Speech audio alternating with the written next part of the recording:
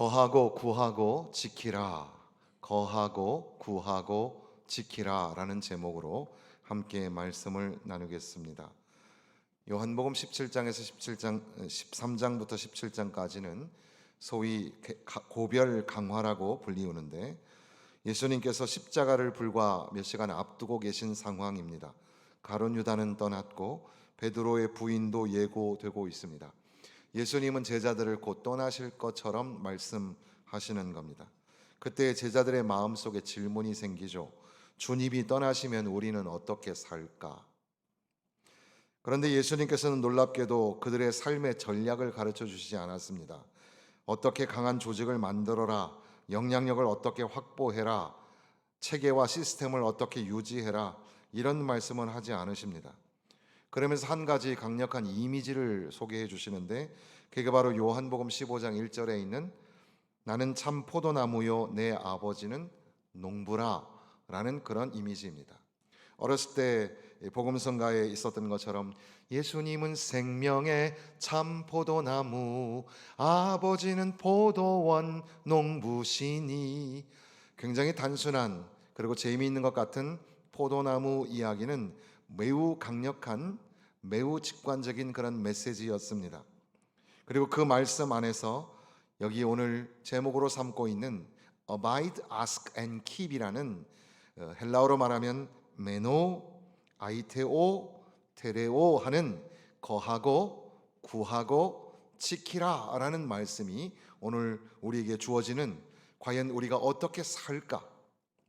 어떻게 우리가 살아가야 그리스도인이며 예수의 제자가 될까? 이것을 다시 한번 도전하시는 말씀으로 들을 수 있기를 바랍니다.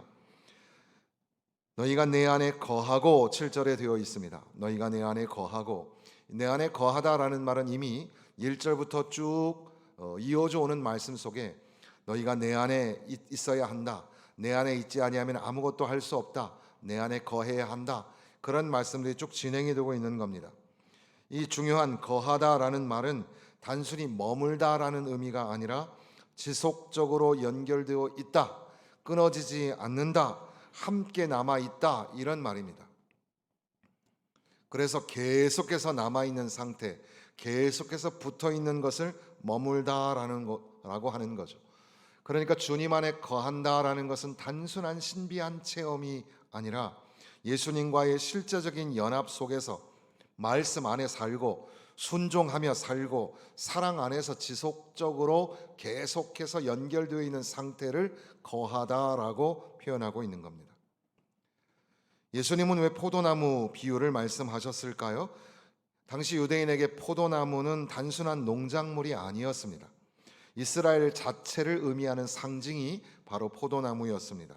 시편 80편에는 하나님이 애굽에서 포도나무를 옮기셨다, 이사야 5장에는 열매 맺지 못한 포도원 이야기가 나오고, 예레미야 2장에는 극상품 포도나무가 변질되었다, 에스겔서 15장에는 열매 없는 가지가 불사름을 당한다는 말씀이 이미 기록이 되어 있습니다. 헤롯 성전 입구에는 당시에 거대한 황금 포도나무 장식이 있었다고도 합니다. 포도나무는 이스라엘을 상징하는데, 그런데 예수님께서는 나는 참 포도나무라 말씀하시는 거죠. 여기서 참이라고 하는 말은 진짜라는 의미가 아니라 궁극적이고 완전한 의미라는 뜻입니다. 그러니까 포도나무로 비유되는 그 이스라엘이 실패한 사명을 주님이, 참 포도나무가 되시는 주님이 그 사명을 완성하시는 겁니다. 이스라엘은 열매를 맺지 못했습니다. 그러나 예수님은 참 포도나무가 되셔서 생명을 흘려 보내시고 우리를 가지로, 그리고 그 가지를 통해서 열매를 맺게 하신다는 겁니다. 가지의 역할이 무엇일까? 많이 움직이는 게 가지의 역할일까? 아니, 열매를 맺게 하는 게 가지의 역할일까? 사실은 엄밀하게 말하면 가지가 할 일은 그 나무에 붙어 있는 겁니다. 열매는 붙어 있음, 그러니까 애씀의 결과가 아니라 붙어 있음, 연결의 결과로 자동적으로 맺어지는 게 열매라는 사실이죠. 예수님께서는 나를 떠나서는 너희가 아무것도 할 수 없다, 15장 5절에 말씀하십니다. 그냥 나를 떠나서는 조금 어렵게 살 거다, 이런 정도가 아니라 나를 떠나서는 너네는 아무것도 할 수가 없다. 거룩함도 안 되고 사역도 안 되고 기도도 열매도 사랑도 예수님을 떠나서는 불가능하다. 이렇게 말씀하는 겁니다. 허드슨 테일러가 선교사로서의 사역을 어렸을 때, 젊었을 때 시작을 하는데, 그가 처음에 기도해도 해결이 안 되고 힘만 들고 사역은 무겁고 영혼은 점점 메말라가던 그런 시절이 있었습니다. 그때 문득 하나님의 말씀을 읽다가 요한복음 15장에 와서 크게 깨달음을 얻게 되는데, 내가 그동안 주님을 붙잡는 줄 알았는데 내가 주님을 붙잡는 게 아니라 주님이 나를 붙들고 계셨구나. 방금 우리 성가대가 찬양한 것처럼 주께서 나를 붙드시고 주께서 나를 붙잡아 주셨기 때문에 내가 살았구나. 그걸 깨닫는 거죠. 그래서 소위 그 유명한 The Exchanged Life라고 하는 자기의 생명이 삶이 바뀌는 경험을 합니다. 내 힘으로 사는 게 아니라 예수 그리스도의 생명으로 사는 삶이구나. 이것을 깨닫게 되었다는 거죠. 우리는 사실 자꾸 우리 힘으로 신앙생활을 하려고 합니다. 그런데 예수님께서는 너의 힘으로는 안 된다. 그저 너희가 할 일은 나의 안에 거하라. 그러니까 붙어 있으라. 이렇게 말씀하시는 거죠. 나의 안에 거하라. 나는 내 하나님이니 모든 환난 가운데 너를 지키는 자라. 두려워하지 말라. 이런 찬양 아십니까? 이 찬양은 대충 2001년도 정도의 음반이 나왔는데, 예전에 한번 말씀드린 것처럼 이 유수영이라는 가수가, 찬양 사역자가 대학교 1학년 때 이 프로듀서와, 제가 기억에는 안양에 있는 빕스가 생기기 전에 스카이락이라는 패밀리 레스토랑이 있었는데, 거기에 와서, 제가 영국에 가기 전이었는데 저도 찬양 사역을 하고 있었으니까, 목사님 이렇게 음반을 새로 냈는데 이 찬양을 위해서 기도해 주세요. 그래서 제가 그 찬양 사역자를 잘 모르는 상태였지만 하나님이 이 찬양이 전국에 울려 퍼지고 전 세계에 울려 퍼지게 해달라고 그렇게 기도를 했었습니다. 그리고 나서 참 놀랍게도 10년, 20년이 지난 오늘 전국 교회에 이 노래를 모르는 사람이 없을 정도로 귀한 찬양이 되었죠.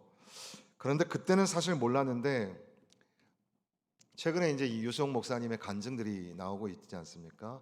유수영 자매가 목사가 됐습니다. 목사가 됐는데, 그때 당시에는 아세연합신학대학교 1학년이었는데 하나님의 은혜로 성령 체험과 은혜 체험을 통해 그가 나중에 목사가 됐는데, 당시에 어린 사실은 음악 피아노를 전공하는 그런 학생이었습니다.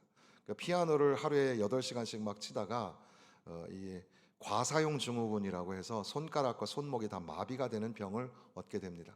그래서 더 이상 칠 수가 없는, 연주를 할 수가 없는 상태가 된 거죠.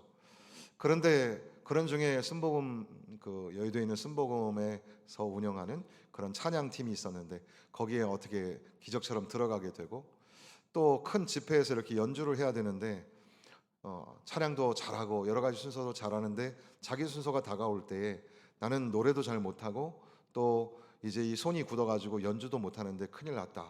그런 가운데에 사랑하는 나의 아버지라는 찬양이 있잖아요. 거기에 후렴에 보면 전능하신이라는 말이 나오는데, 그 전능하심이라는 말을 이 소리도 내지 못하면서 묵상을 하면서 부르다가 하나님의 귀한 은혜 체험을 합니다. 그리고 나서 정신을 차려 보니까 자기가 찬양을 하고 그렇게 아름다운 연주를, 피아노 연주를 다 소화하더라는 거죠. 그래서 하나님의 은혜 가운데 그렇게 하나님이 함께 하시는 것을 체험하게 됩니다. 그러나 사실 우리가 은혜를 체험해도 삶이라는 게 녹록하지 않죠. 어려운 일들이 자꾸 생기는데, 아버지가 그 당시에 건축업을 하셨는데 IMF가 터집니다. 그래서 집안에 있는 모든 가전제품이나 뭐 악기 이런 것들에 다 빨간 딱지가 붙게 되고, 모든 것들을 다 송두리째 빼앗겨야 되는 상황 속에 부모님이 문을 잠그고 약을 먹고 자살을 시도합니다. 그런 가운데도 하나님이 그를 위로하셔서 어머니가 죽지 않을 것이다라는 소망을 주었고, 결국에 이제 살아나게 되시는 그런 기적의 체험들, 삶의 자리에 기적의 체험들을 하는 가운데 하나님이 언제부터 나와 함께 계셨습니까? 라는 질문 앞에 하나님께서는 내가 너와 항상 함께 있었다. 그리고 내가 너를 지명하여 불렀고 너는 내 거다. 내가 너를 나의 찬송을 부르게 하려고 너를 지었다. 이렇게 말씀하시는 중에 바로 성경에 있는 그 가사를 인용하여 자연스럽게 콩나물을 그리지 않았음에도 불구하고 자연스럽게 만들어진 노래가 나의 안에 거하라, 이 찬양이었다는 사실입니다. 나의 안에 거한다. 그러니까 이걸 이제 우리는 그 거함의 찬송이라고 부르는데, 거함, 주님 안에 거하는 자가 보게 되고 만나게 될 놀라운 기적, 그런 것들을 우리가 묵상을 하게 되는 겁니다. 그런데 예수님께서는 내 안에 거하라고만 하지 아니하시고 내 말이 너희 안에 거하면, 이렇게 오늘 본문에 말씀하십니다. 여기서 말이 단수로는 로고스라는 말이 있는데 여기에는 복수형으로 레마타라고 되어 있습니다. 그러니까 이 말은 그냥 단순한 말이 아니라 예수님의 살아있는 말씀들, 삶 속에 새겨져 있는 말씀들, 이것 안에 거하라는 뜻입니다. 그러니까 단순히 거하라라는 것은 우리가 나의 안에 거하라, 주님 안에 거하라, abide in Christ라고 할 때 주님 안에 거한다는 것은 단순한 감정적인 그런 기분이 아니라 실제적으로 하나님의 말씀을 가지고 말씀 안에 말씀을 실천하며 순종하며 살아가는 것을 의미합니다. 말씀이 없는 거함이란 있을 수가 없다는 거죠. 예배는 있는데 말씀이 없다. 감동은 있는데 순종하는 말씀에 순종함이 없다. 기도는 있는데 하나님의 말씀을 의지하지 않는다. 그것은 거함이 아니라는 겁니다. 거하라, 저와 여러분에게 말씀하시는 줄로 믿습니다. 그리고 이어서 구하라, 무엇이든지 원하는 대로 구하라. 놀라운 약속이죠. 무엇이든지 원하는 대로 구하라, 그리하면 이루리라. 믿으십니까? 주님 앞에 구하면 다 이루어진다. 구하라, 주실 것이요. 참 귀한 말씀이, 사모하는 말씀인데, 그런데 이 말씀이 많이 오해되죠. 마치 신앙 소원 성취 공식처럼 말이에요. 무엇인지 구하면 이루어진다. 그런데 여기 가만히 살펴보면 너희가 내 안에 거하고 내 말이 너희 안에 거하면, 그러면 그 연결의 결과로서 기도가 응답된다고 말씀하시는 거죠. 그래서 D.A. 카스는 설명하기를, 거하는 사람의 기도는 결국 하나님의 뜻과 조화를 이루게 되기 때문에 응답되는 것이다. 거하는 사람의 기도, 우리는 이것을 이제 거함의 기도라고 부르면 어떨까요? 거함의 기도, 주님 안에 거하는 자의 기도는 반드시 이루어진다, 이렇게 말씀하시는 겁니다. 그러니까 기도는 내 뜻을 관찰하기 위하여 하나님을 조종하는 기술이 아닙니다. 기도는 하나님의 마음과 연결되는 통로입니다. 그래서 앤드류 머레이도 말하기를, 기도의 능력은 기도의 열정에서 나오지 않는다, 그리스도 안에 거함에서 나온다, 이렇게 설명합니다. 그러니까 기도의 열정을 갖는 것도 중요하지만 기도의 열정으로 기도가 응답되는 게 아니라 우리가 예수님 안에 거하는가, 예수님과 붙어 있는가, 그렇지 않은가에 달려 있다는 거죠. 많은 사람은 오래 기도하려고 하고 막 힘내서 기도하려고 하고 그렇게 사실 가르치기도 했고, 그런데 예수님께서는 먼저 말씀하시기를 거하라, 그리하면 거하는 사람의 기도를 들어주신다. 처음에는 우리는 주세요, 이것 주세요, 이거 해결해 주세요, 뭐 등등 얘기하죠. 그런데 점점 주님의 뜻이 이루어지게 하여 주옵소서, 하나님 나라가 임하게 하여 주옵소서, 그렇게 기도하게 된다는 겁니다. 기도가 변하는 거죠. 주 안에 있는 나에게 단 근심이 있으랴, 십자가 밑에 나아가 내 짐을 풀었네. 주님을 찬송하면서 할렐루야 할렐루야, 내 앞길 멀고 험해도 나 주님만 따라가리. 주 안에 있는 사람에게는 근심이 찬송으로 바뀐다는 겁니다. 주 안에 있는 사람은 거함의 기도를 드리기 때문에 그 기도를 통하여 평안을 누리게 되고 찬송을 부르는 사람이 된다는 거죠. 그런데 여기 보면 기도의 목적이 열매로 등장합니다. 8절에 보면 너희가 과실을 많이 맺으면 과실을 많이 맺는다. 그러니까 요한복음 15장의 이 열매 맺음은 단순한 개인의 영성이 아니라 오히려 제자 공동체, 어떻게 보면 선교적 공동체의 열매를 말씀하고 있습니다.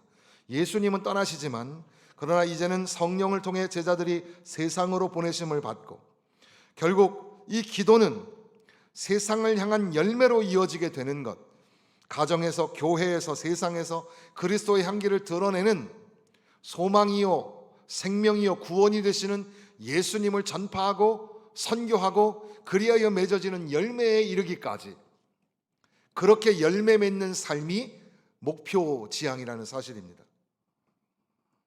그러니 거함의 기도를 통하여 하나님 앞에 간절히 구할 때, 열매 맺기를 구할 때, 전도의 열매가 맺고 선교의 열매가 맺고 하나님 영광 돌리는 그런 열매를 맺게 하시는 하나님을, 기적의 놀라운 능력의 하나님을 만나게 될 줄로 믿습니다. 그리고 이어서 지키라, 지키다라는 말도 등장합니다. 10절에 내가 아버지의 계명을 지켜 너희도 내 계명을 지키면 내 사랑 안에 거하리라. 지키다라는 것은 소중히 간직하고 붙들고 보존한다는 그런 의미입니다. 예수님은 사랑하는 것과 순종하는 것을 나누지 않으십니다. 내 계명을 지키면 내 사랑 안에 거하는 것이라 이렇게 말씀하십니다. 오늘날 세상에서는 사랑이라는 걸 지극히 감정적으로 말을 하죠. 그런데 성경은 사랑은 매우 실천적인 겁니다. 하나님의 말씀의 순종이 사랑입니다. 사랑하는 자는 순종하고 순종을 통해서 사랑을 배우는 겁니다. 내가 아버지의 계명을 지켜, 십자가가 뭡니까? 사랑입니까? 순종입니까? 십자가는 하나님의 말씀, 아버지의 말씀을 지켜 순종한 것이었고 바로 그 순종이 사랑이었습니다. 사랑은 순종을, 순종은 사랑을 연결해 내는 겁니다. 나치 수용소에서 가족을 다 잃었던 어린 소녀 코리 텐붐, 그가 할머니가 되죠. 그리고 나중에 남긴 그런 기록들이 있습니다. 그가 기적처럼 살아났고 전쟁의 그런 상처가 회복되지 않았음에도 이제 어느 날 당시에 자기를 괴롭혔던 그런 간수를 만나게 되죠. 그리고 그 간수는 자기가 하나님 앞에 회개했고 그리고 이 코리텐범에게 와서 자기의 죄를 용서해 달라고 용서를 구합니다. 인간적으로 그게 가능합니까? 우리도 그 일제의 그 압제가 잊혀지지 않는데 거기에 비하면 유대인의 그 독일 학살은 굉장히 무시무시한 공포였을 텐데, 그래서 용서할 수 없었습니다. 도무지 용서할 수가 없었는데 그러나 신앙으로 말씀으로 살았던 이 여인은 결국에는 주님의 말씀을 기억해냅니다. 원수를 사랑하라, 원수를 사랑하라. 그리고 그녀는 손을 내밀었습니다. 그리고 용서를 해주게 되었습니다. 그때 그녀가 남긴 고백이 그 순간 하나님의 사랑이 내 안으로 흘러 들어왔다. 용서를 하니까, 하나님의 말씀에 의지하여 용서를 하니까 그 사랑이 비로소 내 안에 들어오기 시작했다는 겁니다. 그 전까지는 내가 사랑하는 것처럼 보였지만 진짜 사랑하는 게 아니었을지도 모릅니다. 그런데 주의 말씀을 나는 정말 하기 싫었고 할 수 없었음에도 불구하고 그 말씀을 순종했더니 비로소 내 안에 주의 사랑이 흘러 들어오게 되었다는 거죠. 그러니까 순종이 사랑을 낳게 되었다는 겁니다. 결국 12절에 가서 내 계명은 곧 내가 너희를 사랑한 것 같이 너희도 서로 사랑하라 하는 이것이니라. 결국 사랑입니다. 모든 열매의 끝이 사랑입니다. 거하라, 구하라, 지키라, 이것도 사랑입니다. 거하면, 주님 안에 거하면 사랑하게 됩니다. 거함에 기도를 드리는 사람은 사랑할 힘을 얻게 됩니다. 주의 말씀을 지키고 말씀 안에 살아내면 그러면 사랑의 삶이 나타납니다. 그러니까 우리가 이 하나님의 말씀을 우리가 기억하기 위해서 도식화한다면 거하라, 구하라, 지키라, 그리고 사랑하라, 이렇게 말씀하시는 거죠.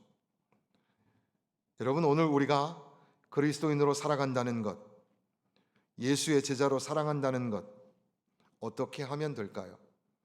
주님은 떠나시고 무서운 핍박이 닥쳐올지 모르는 세상으로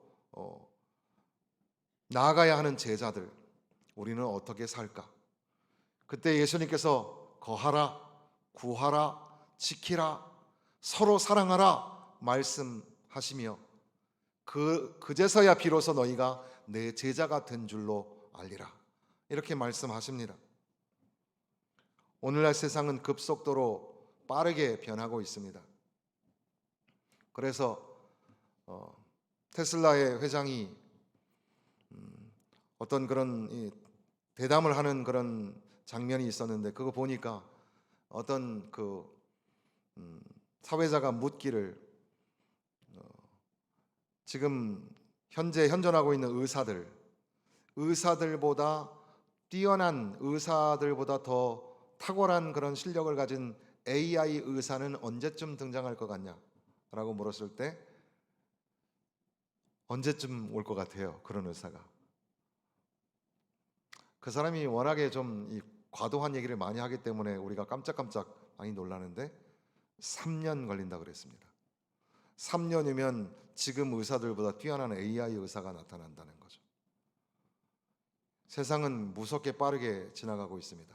초융합 시대를 맞이하면서 지금 우리가 가장 사람들에게 존경받고 있는, 그리고 높은 지위와 그런 실력을 행사할 수 있는 그런 자리에 있는 이 의사와 이 법관과 회계사, 이 자리가 가장 빨리 없어질 자리라고 예언을 하고 있습니다. 인공지능 AI 없이는 살 수 없는 시대, 그러면서도 영혼은 메말라가고 있는 시대, 이것은 비단 밖의 이야기가 아니라 오늘 교회에 살아가는 저와 여러분도 예외는 아닙니다. 우리도 무섭게 빠르게 지나가는 세상 속에서 살아간다는 게 뭘까? 믿음이라는 게 뭘까? 기존의 진리와 질서가 다 무너지는 통에 교회도 휘청거리고 있는 것이 사실입니다. 천년만년 살 수 없고 우리도 유한한 인생을 살고 하나님께로 돌아간다는 게 지극히 당연한 진리임에도 불구하고 그것을 까마득해 잊어버리게 하는 세상살이가, 세상의 향락의 문화와 젊은이들도 더 이상은 정상적인 방법으로는 돈을 벌기 어려우니 자기의 재산을 틀어서 주식과 펀드를 해야 하고, 그래서 정식으로 월급 받는 것 위에 비정상적으로 받는 월급이 더 많아지는 세상, 우리는 어떻게 살아야 할까? 우리가 과연 그리스도인으로, 예수의 제자로, 교회로 살아간다는 게 무슨 의미가 있을까? 그때 오늘 이 말씀은 저와 여러분에게 다시금 도전합니다. 예수 안에 거하라, 주님 안에 거하라, 말씀 안에 거하라, 사랑 안에 거하라. 다른 데 거하며 살아서는 안 된다. 주님 안에서, 말씀 안에서 믿음으로 구하며 살아야 한다. 거룩한 열매, 선교적 열매, 하나님 영광을 드러내는 삶의 열매를 만들어내기를 구하며 살아야 된다. 주의 말씀을 지키는 삶, 순종하는 삶, 그리고 궁극적으로 원수도 용서하고 형제와 자매를 사랑하며 살아가는 삶으로 살아내야 한다고 우리에게 도전하시는 겁니다. 우리는 하나님의 놀라우신 은혜와 축복을 통해서 우리를 위하여 십자가를 지신 예수 그리스도의 사랑 안에서 거하고 구하며 지키며 살아가는 그리스도인으로, 제자로, 교회로 부르심을 받았다는 사실을 잊어버려서는 안 됩니다. 세상 끝날까지 우리와 함께 하시는 성령께서 우리를 도와주실 줄로 믿습니다. 우리는 예수님 안에서 날마다 주를 섬기고 날마다 그 사랑 안에 살면서 딴 길로 가지 아니하고 예수를 위해 살아가는 그런 주님의 백성, 예수 그리스도의 제자가 되었다는 사실을 잊어버리지 마시기를 주님의 이름으로 부탁을 드립니다.